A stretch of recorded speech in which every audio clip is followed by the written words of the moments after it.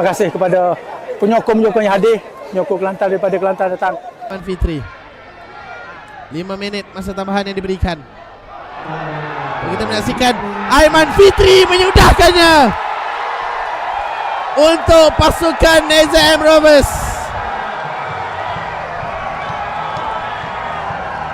Dikala masa tambahan yang diberikan oleh pengadil perlawanan beliau, dan jaringan itu juga merupakan jaringan ke-6 pribadinya yang kita saksikan, hantaran dan juga bantuan jaringan daripada Pia, dan Aiman Fitri menyudahkannya dengan sempurna untuk menutup terus peluang USM untuk bangkit.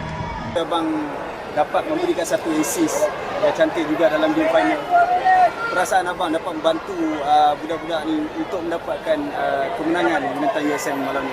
Okey, pertama kali saya nak terima kasih kepada penyokong-penyokong yang hadir, penyokong Kelantan daripada Kelantan datang, dan player-player Butuh Kulumu 7-8 bulan nak dapat piala ni bukannya senang.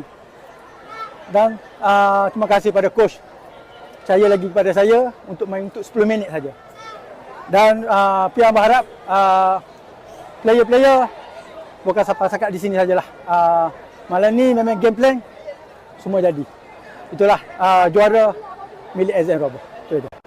Bang, dapat mengalahkan pasukan yang tak pernah kalah. Satu kepuasan tak selepas dapat mengalahkan mereka? Ya, memang satu kepuasan kepada player cakap memang diorang memang tak pernah kalah. Kita cakap kat player malam ni game kita pastikan juara.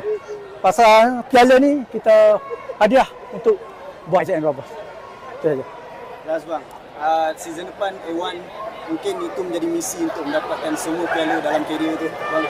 InsyaAllah. Orang kata apa, nak juara ni bukannya senang. Kita kena banyak lagi kena belajar.